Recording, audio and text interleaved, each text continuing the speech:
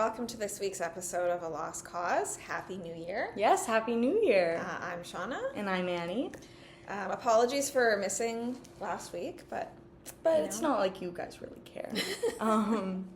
But this is our first podcast of 2026. Yes. And apologies, I just came out of the shower, so my hair is very bad. But that is like balanced out by this very Dharma Initiative outfit, So shout out to that. Yeah. So today's episode, we're kind of taking a look at some of the characters on Lost that fans love to hate. Yep. And so first and foremost, of course, Nikki and Paulo, probably the ultimate example of fan hate. We're also going to talk a little bit about Artz, I guess Dr. Artz. Dr. Leslie Artz. Oh, very good. And then Neil, also known as Frogurt. Yeah, they probably don't even know him as Neil.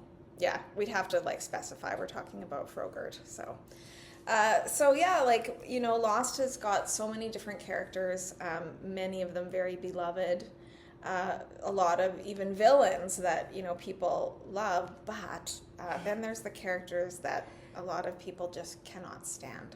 So, and the interesting thing about Lost is that the creators and the producers, they at least recognize just the strong bad reaction from the fans, and then they do something about it. Yes. They don't just and I think hold that's on kind to of this horrible. Okay, well, Michael and Walt are an exception to that rule.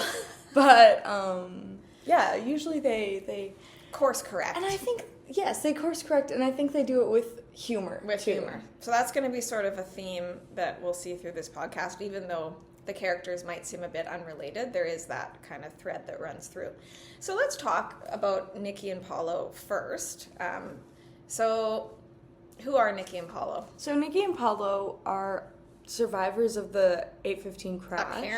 Apparently. Allegedly. Allegedly. They were in the front part of the plane. So they're not the tailies. Mm-hmm. But we don't see them until season 3. Yeah. So we should have seen them along the way. Long time ago. But alas, they didn't get a very good reaction because this is why you don't have birds. They got a bad reaction because everybody was like, whoa, what's going on? Who are these people? You can't just add random people and pretend that they were there the whole time. That's the thing. They add the tailies. That makes sense. Sure, but right? they explain it. And they explain it. And same with the others and Juliet and the Dharma Initiative and all that stuff. But they... oh yeah, we were always here. Yeah, so it's they're trying to trick us, sort of, and we're just supposed to go along with it. And I feel that was a bad move because the characters didn't have a chance from the very start because everybody automatically was like, wait a minute, what is going on here? And they even sort of acknowledge that, right? Because there's that scene with Sawyer where he's like, who are you? I think when he comes back and then and then he can never get their name right or anything. And Nikki hugs him or whatever, and he's just kind of acknowledges, I've never seen you before. Yeah, and so really we only get to see them for about maybe 3 episodes. Yeah, I think. And this is during the time period where kind of the others are. They're trying to figure out what they're going to do about the others. Mm-hmm. And so there's, Kate and Sawyer and Jack are with the others. They're stuck there. But the beach crew is well, what do we do? So that's kind of what's happening. And I think that they just thought, we need... I don't know what they were actually thinking. Well...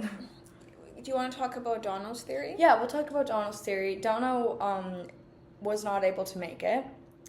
It's too bad because he really was excited about this episode. And it's a really, really good theory, so shout out to Dono. But he thinks that Nikki and Paulo were just kind of substitutes for Shannon and Boone. Mm-hmm. Because he is, right? You don't realize how much you miss them until, John Locke has that weird vision scene or until you get to the sideways. But so Donald thinks that they were kind of the substitute for them, which is a good theory because there are lots of similarities. There's like, you know, the couple, well, not the couple, but the boy girl, and they have some weird stuff going on, like kind of tense, like and sort of a secret, like so. Yeah, it's a good theory, and I think also just speaks to, if you have a show where you kill a lot of characters off, you kind of have to replace them, or so they seem to think, right? Like it seemed like... Yeah, because then, like, Shannon kind of gets replaced by Libby, and then Libby definitely gets replaced by Juliet. Like, there's no doubt about it. Yeah. But I think, too, like, it almost seemed like, oh, you know, let's get some characters on here that are more conventionally attractive, like, because, you know, I guess they're pretty good looking, or they're supposed to be. I think that lots of the cast in Lost are really good looking, you know? Like, yeah, but they can also sort of pass as ordinary people, right? Yeah. Like, I mean, that's true. Kate is gorgeous, but, you know, when she's wearing just kind of her t-shirt and, you know, she's all sweaty and her hair's in a ponytail, like, she kind of looks like a regular person. Whereas Nikki and Paulo don't belong there. They just... And that's another thing that is like Boone and Shannon, right? Right. Because they were the attractive kind of couple, or whatever that was. So let's just give a little background to, you know, I mean, and I guess that's, as a viewer, you're sort of like, who are these people? Like, what is their deal? Where did they come from? But we do eventually they get their own episode. Yeah. So I really like their episode. You know, I really like that. So Nikki is an actress. So what is it called? The episode? It's called Expose. It's called Expose, right? Mm-hmm. And Nikki is an actress, which I think is a good choice. Like, it's a good backstory and it's interesting and stuff. And they could have done stuff with that. It's actually interesting if you think about it. There's sort of two celebrities on the plane. Yeah. Charlie and Nikki. And which makes sense. They're going to Los Angeles. I mean, it's not... Yeah, that's a good point. And so what was the name of the show that Nikki was on? Expose. It was called Expose. And she was just a guest star, sounds like. But, you know, we even get that great scene of, like, Sawyer reading the script to Expose. And it's just, like, a weird... like cop show? Is it even cops? I think it's like actually something like that. You know what I think? I think it's sort of supposed to be a bit of a nod. I know you hate when I talk about this, to Alias, right? Like the other J.J. Abrams show, because Alias is like the story of, you know, Jennifer Garner, Sydney Bristow, the spy, but she's always sort of undercover, and so because of that, you get to see her in all these different outfits and like hairstyles and wigs, and you know, she's different accents. So it seemed like the show Expose was a bit like that, right? Like weren't they even like exotic dancers? They were, but they're really like undercover. It is supposed to be kind of corny, with stupid like quips like Razzle, Dazzle, and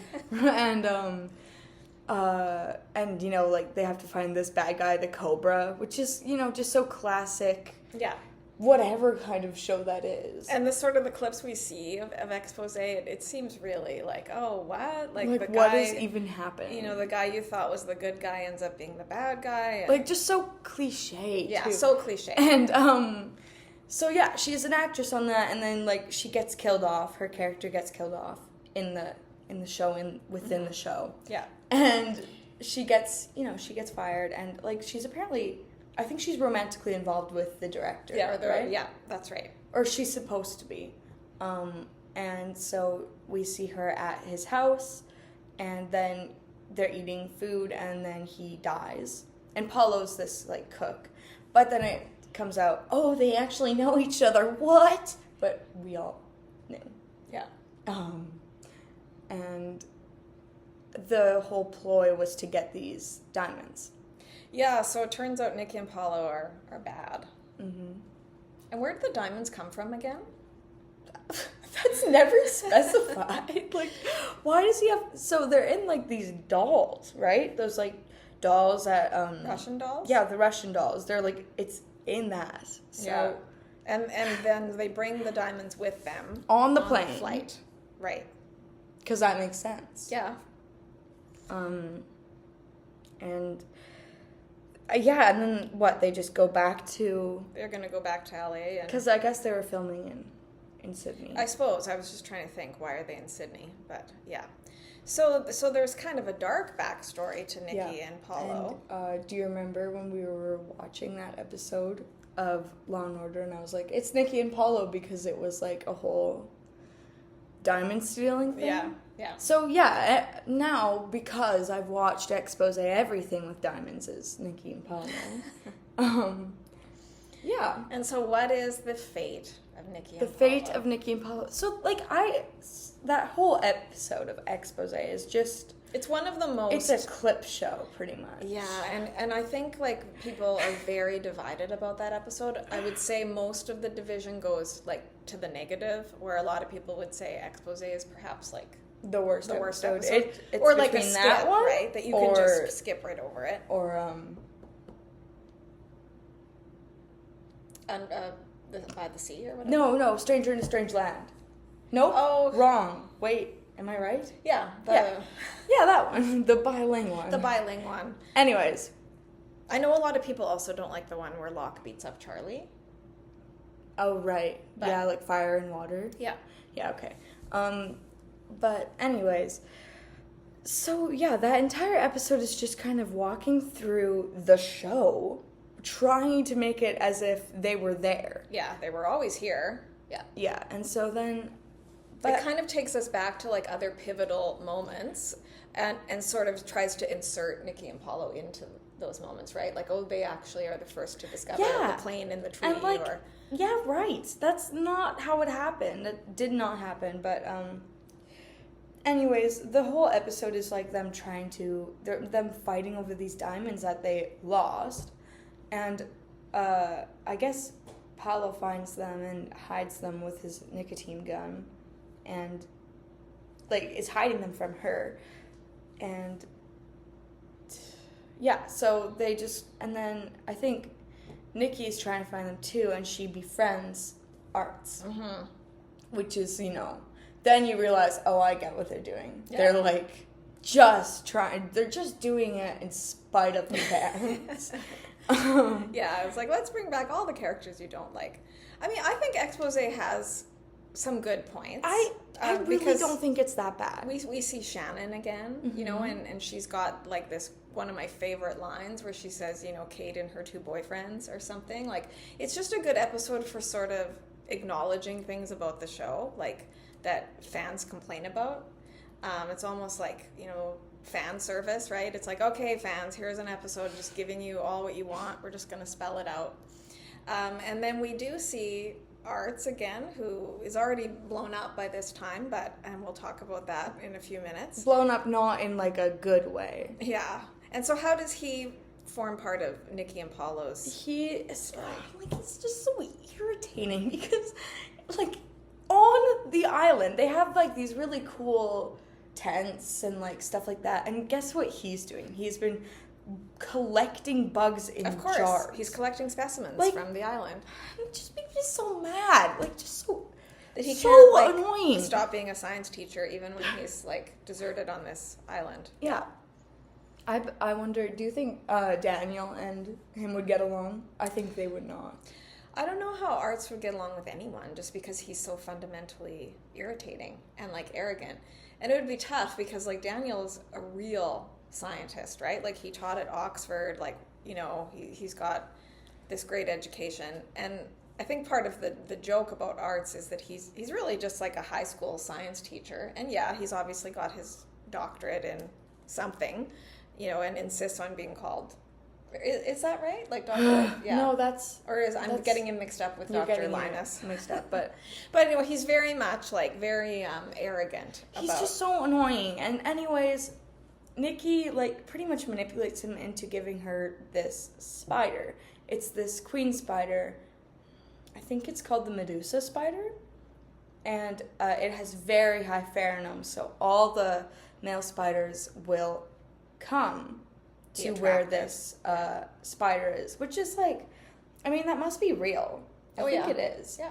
But, so it's not that bad that he captured that. Like, it's He kind of... probably would. It's kind of better that it's not out in the open. Yeah. Right. But, thanks to Nikki, she finds out that Paulo knows where the diamonds are because he has his nicotine gun, which was kept with the diamonds. Right.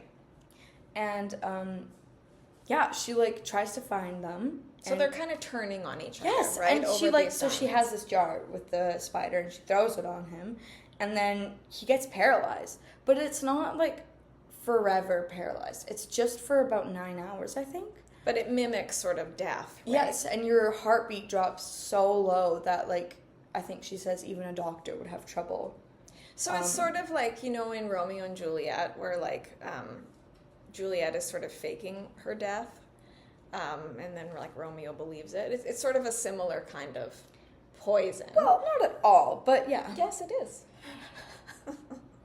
That it, you know, they appear to be dead, right, when you're bit by the spider. Or kind of like Shelob, I guess. Oh, yeah. As well, right? Like, Sam thinks Frodo is dead. There's no reason for him to, though, because he is very clearly awake. His eyes are kind of moving. But anyways. Yeah, so then she actually gets bit, too, by, like, I think... unintentionally. A male spider, because all these spiders are just crawling, and it's gross. Because, the spider gets out of the jar, right? So then they're all she attracted. throws it on him. Yeah. And, she got bit. She knows she doesn't have that much time, so she runs out of... They're in the jungle, so she runs out on the beach and just collapses. And Hurley and Sawyer and Charlie, maybe? Find her. Mm-hmm. And they're like, oh, what's happening? And it's pretty much they have to figure out what happened.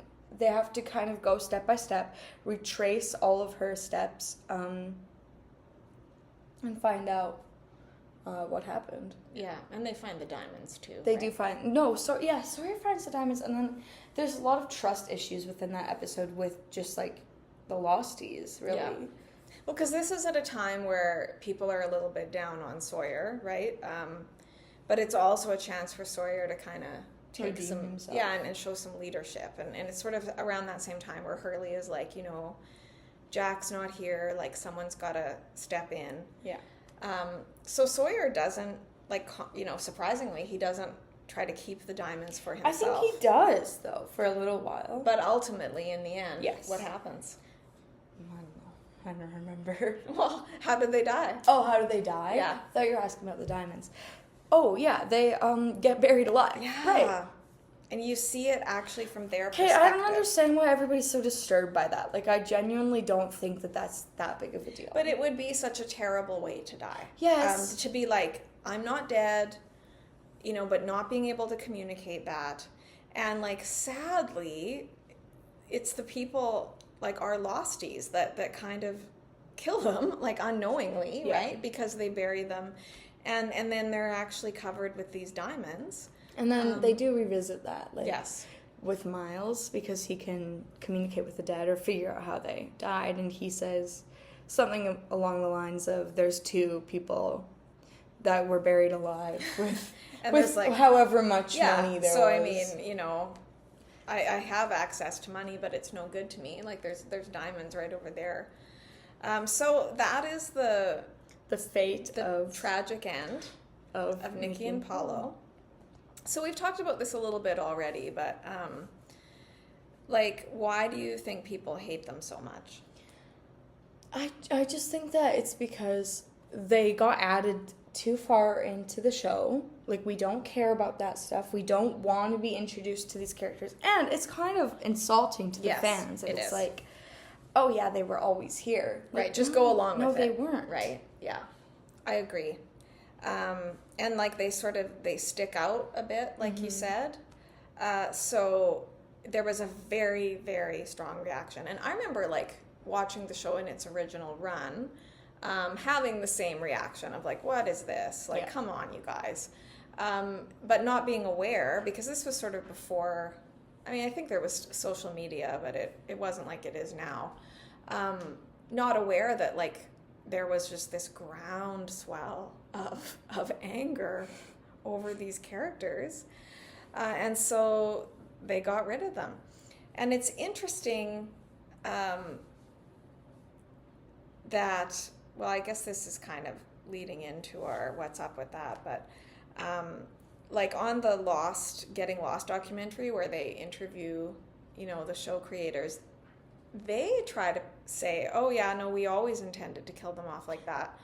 And by the time that the fan reaction was, you know, reaching us, like we'd already filmed the episode where they're killed off. So yeah, right. I don't believe it for 1 second. I mean, and who knows? But like I always interpret it as like, oh, okay, Abort. Yeah. Right? And that it was like a direct response to the negative fan reaction. And they're so disliked that we actually don't even see them in the sideways, right? Like we just don't see them ever again. Mm-hmm. I did want to, before we move on to Artz, just quickly mention that Paulo, like I just realized this, everyone probably already knows this, is in Love Actually. He's like the Laura Linney love interest where her brother keeps calling and it doesn't work out. But I didn't know that. I'd never seen those people before, so they were like nobodies to me, but I guess Paulo was in Love Actually. Okay, should we move on to Artz? Let's shall. Yes, so we've talked about him already. He was a science teacher. And why is he so annoying? There's so much about it. Like, he ties that stupid thing around his neck. The little ascot. Like, that makes me crazy. And it's so dirty. Yeah, like he continues to wear it, even though it's all grubby and dirty and gross. And like, he's just so annoying. He's just like so irritating, and you just want him to die. Really, you really do. And because he's always. But his arc was everybody. pretty much just season 1. Yes. Season 1. But we see him now and then again. But like I think the frustrating thing about Artz is like Jack Shepherd is a spinal surgeon. Like, so I mean, you know, he's very well educated, very well regarded, but like Artz walks around as this know-it-all that's just lives to correct people and to sort of not just correct them but teach them. He thinks he knows everything about science. So unfortunately... He is a high school teacher, by the way. Yeah. So... I mean, and maybe he, you know, there's a lot of high school teachers that are brilliant and they know a lot about their subject area, but it's not the same as, like, being a Daniel Faraday, for example. Yeah. Okay, like, justice for Daniel. I just want to say it. Well, just comparing him to Artz, right? Like, Daniel explains things to people, but he doesn't go around like he's this big know-it-all. No. And thinks that he's better than everybody. And he is just so humble, too. Yeah. And, you know, you love Daniel. You don't want him to explode. Exactly. Shout out to Daniel. But, so, pretty much his storyline was they're trying to get Dynamite to blow up the hatch, right? The hatch door. They want to know what's under there. And so, and the Black Rock, this pirate ship, there's lots of dynamite. And who knows why Artz comes along? Well, because he knows about dynamite. And he is correct. Yes, it's good that he came, I guess. But because that it's, you know, very, very unstable. So he tries to sort of explain to them the right, but he overdoes it. But like the right way to try to transport it, that you got to wrap it and, you know, you can't have any sudden movements. So he's sort of there to like supervise the transport of these sticks of dynamite. But he's just so annoying along the way. And like, for example, he's like talking to Hurley. He's complaining to Hurley about how the people at his school don't let him sit with them. Yeah. So we and get the idea. I don't feel bad. Like Artz is not very well liked anywhere. Yeah. And does he have an ex-wife too, or does he talk? Or do we know that? I don't know. Okay. Yeah. And so, tell the viewers about your, like, what happened when we were watching his death scene. So annoying because he's at the Black Rock and he's like, no, you're not doing it right. And he, like, has the audacity to, like, get Kate to take her shirt off to, like, wrap this thing. And he's, you know, explaining it, and he's like, it's very unstable. It can go off at any time. And I turned to Shawna, and it's good that I was with Shawna. Yeah, because there's a witness to this. Because if I wasn't, or if I was with my parents, I would probably be mad, but I said, I hope he explodes, and then we look, and then poof. Yeah. And it is so shocking, too. Like, that is the first sudden death that happens. Well, and so, like, leading up to that, watching it with Annie, I was, like, a little bit nervous, like, oh, this is really gross what happens. Like, I wonder if she's going to be okay with it. But then when she said, I hope he blows up, I was like, okay, it's probably going to be fine. And yeah, you were very happy. And there is something very gratifying seeing him blow up. And so this is what we were talking about at the beginning. Yeah. Like, but it is. That it's almost like the show is sort of building and making you hate the character so much so that when you see them die, it's almost like there, you know, like you're satisfied with it. Because a lot of deaths on Lost are tragic, really, really heart-wrenching. Other ones, you know, you don't really care either way. And then there's a few where you're actually kind of like, okay, you know, good. So yes, he blows up. What I don't like about it, though, is just that he explodes everywhere, right? And yeah, and gets on like the gets shirt. on. I don't like that because it's super gross, but it's a very iconic moment in the history of Lost, which is sort of revisited. And that's their, like, humor, you know? They do have a sense of humor in doing that, because there are so many shows that wouldn't do that. Yeah. Yeah, we do see a bit of a sense of humor. So let's talk about his appearance on the Getting Lost documentary. Yeah, he just gets blown up. That's it. He, like, is about to explain something, and then he just blows up. Yeah. Which is kind of like... You know, we'll just save it for the ones. Yeah, but so it's a bit of a nod to that. You know, and you sort of, I guess that's why, like, Artz, I would say more than Nikki and Paulo, is a character that you actually love to hate, that you even get some enjoyment. And I would also add that, you know, when Alana blows up, you're kind of like, what? What just happened? Like, you're a little bit disturbed by it. Yes, because it's so out of nowhere. With Artz, it's... They've really prepared the audience well for this explosion. Mm-hmm. But it's almost like, as much as the fans disliked Artz, they kept bringing him back, right? Yep. Yeah, you know? They did. And I, like... I'm not saying I wasn't happy that they did that, but I was very annoyed when they did that. Because then it's like, it's him again. We thought we got rid of this guy. For example, in the Sideways... Like, you know, Dr. Linus, he's a history teacher at a high school, and, I mean, they really did just set the stage. Like, it's the perfect opportunity to bring him back. It is. But, he is there. But something I don't like is that kind of, you know, Ben kind of adopts him. Yeah, he's probably his best friend at the school. Just is so horrible. And he is the worst teacher ever. He's, like, failing all his students. Actively, he's giving them all Fs. All he cares about is getting a good parking spot. Yes, you know, just sort of not about teaching the kids at all, right? No, and it's just so irritating. It's just, everything about him is annoying.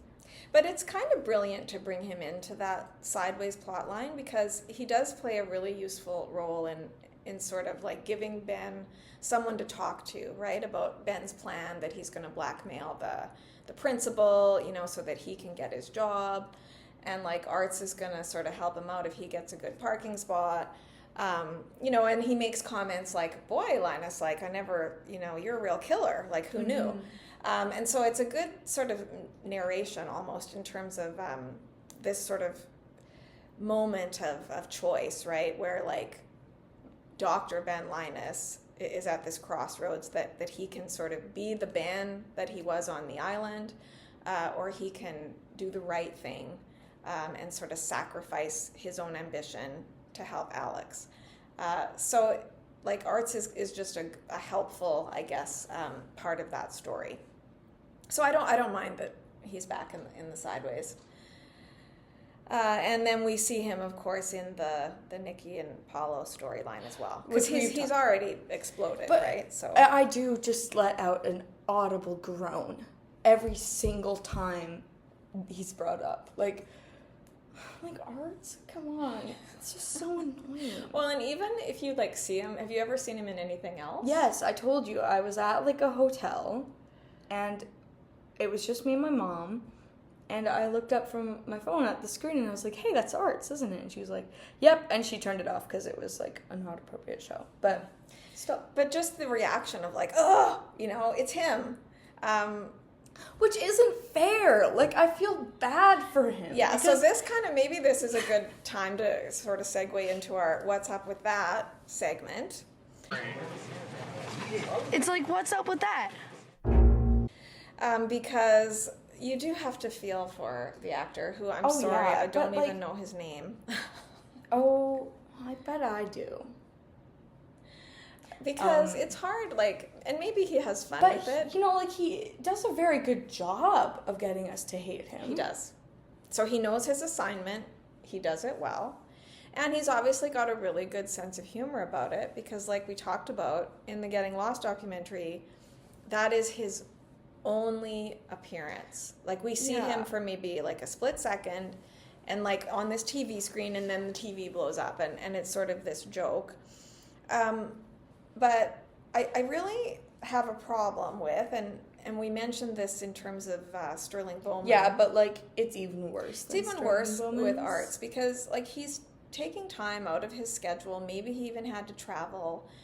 He probably did a full interview. I've seen pictures of Artz, at the promotion, events for this documentary. I mean, did he agree just to come on to be blown up? Probably not. He probably had more to say. So I think it was a bit of a misuse of the actor in the documentary. And I feel that way just generally, about the documentary. As great as it is, there's way, way too much time taken up on the podcasters. I mean, we wouldn't expect to be part of a documentary. No.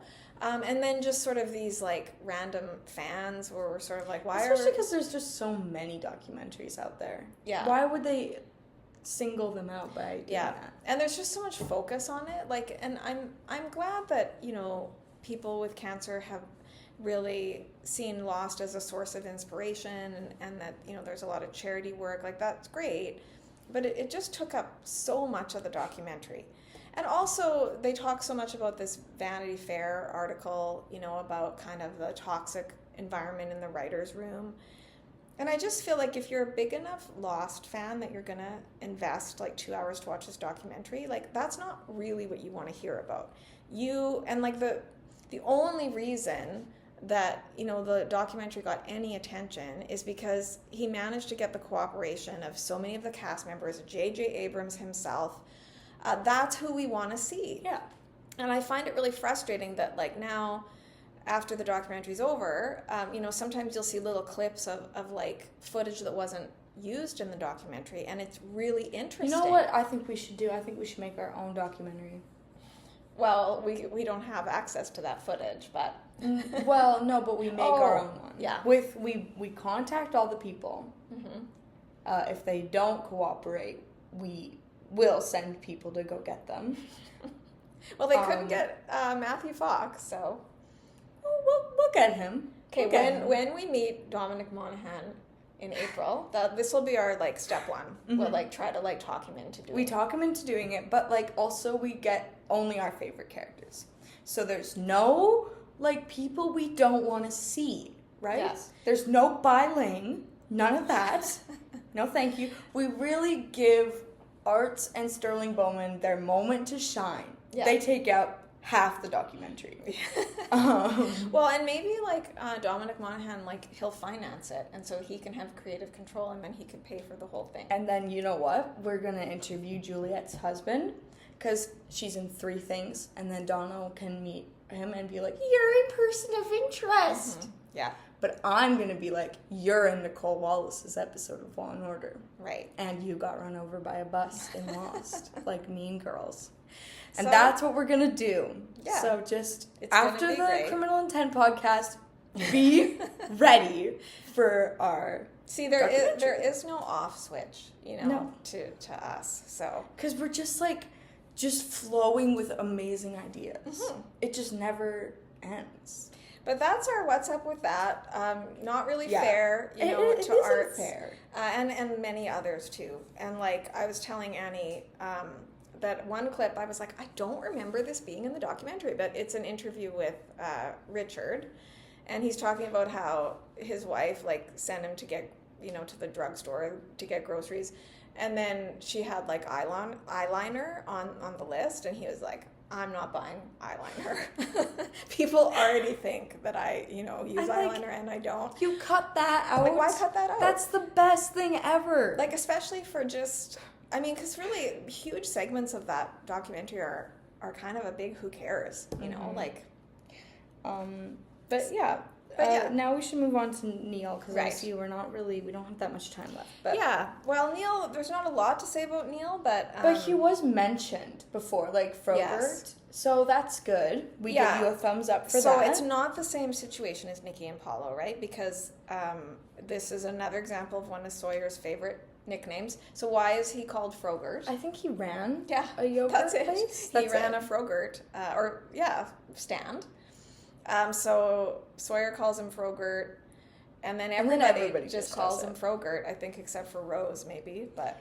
And then he has a very iconic death, too. He's just so irritating. They're, like, trying to travel during these time jumps, right? Yes, that's right, yeah. And then they're trying to start a fire. It goes out, and he's like, we're going to be okay. We don't even have fire. And then as he says that, he gets shot by a flaming arrow. Yeah. Like, I kid you not. He bursts into flames. And they have to run away, but that's the end of Neil. But it's almost a bit of a callback to Artz, right? Yes, because he's being very Artz in that moment of like, Bernard is trying to like start this fire, it's not working. And so then, there's the fire right there. So it's yet another kind of example of the showrunners being like, let's give the fans some satisfaction in how this guy dies.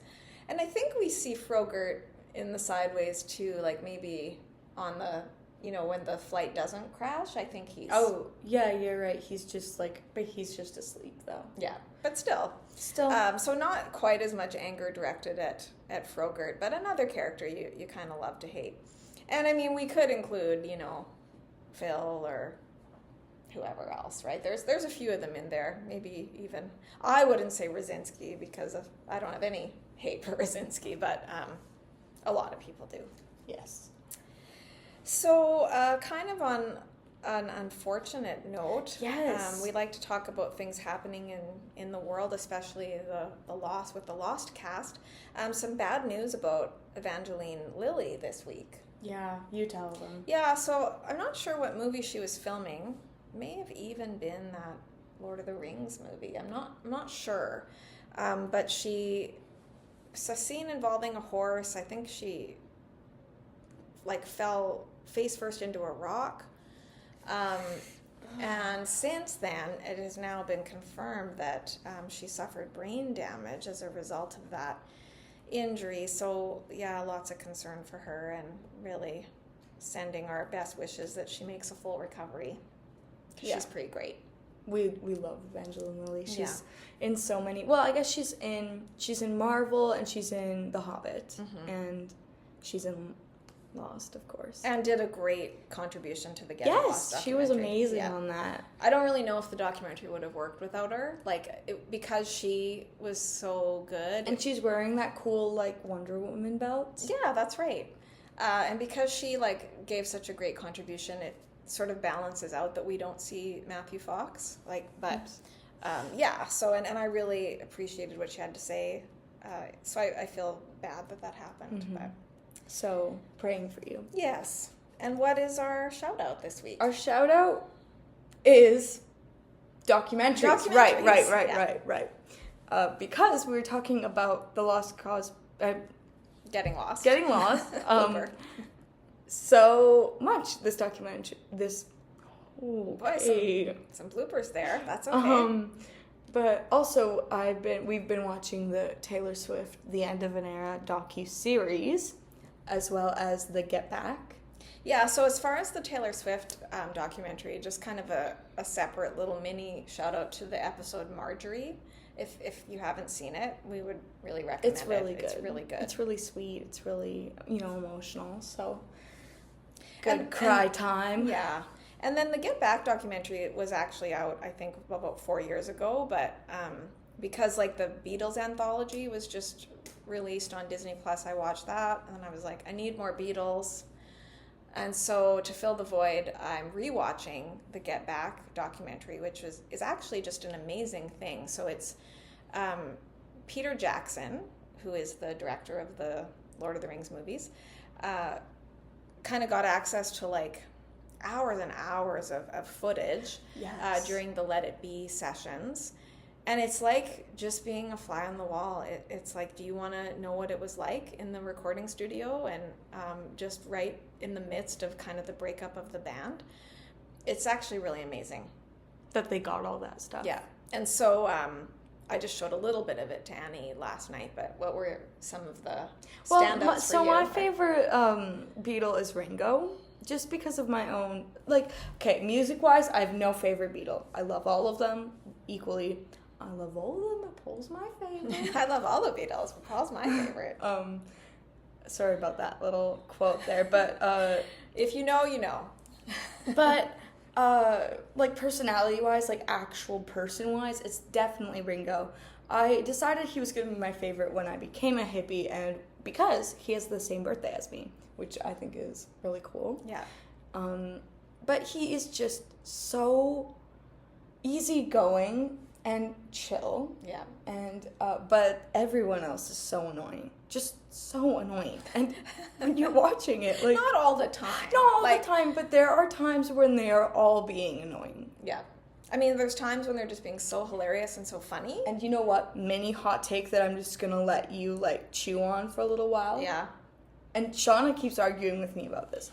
Yoko Ono did not break up the Beatles. You need to leave her out of it, okay? But please. Annie, we saw a scene last night where Paul pretty much says, she didn't. In 50 years, people are going to look back and say the Beatles broke up because Yoko Ono sat on an amp. That was 57 years ago. Referencing that she was coming to all of the, recording sessions and rehearsals and is sitting, and it's one thing to come, but they're sitting in a circle. Is this a Beatles podcast or is it a Lost podcast? And she's sitting in between Paul and John. Is that necessary? But you know what? At the end of the day, I agree with you. It's not fair to blame Yoko for breaking up the Beatles because there were many, many factors.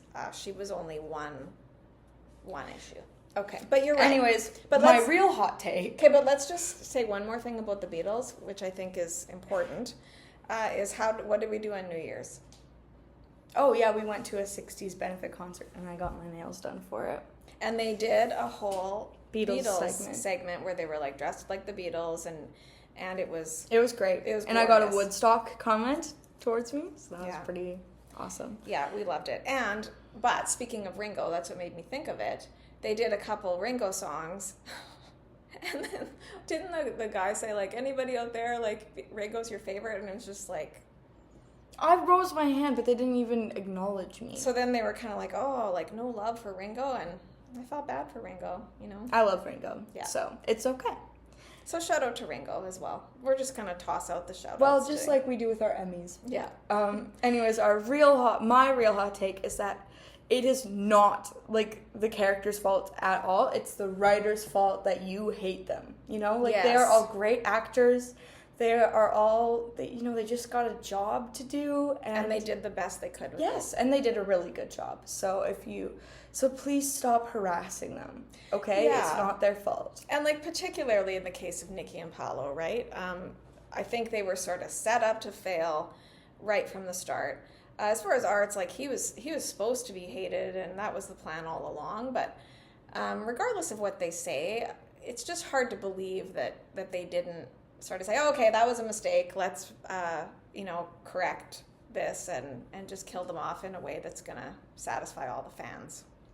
So, yeah. So that's this episode. Thank you for joining us. We will see you again next time, and so namaste. And see you in another life.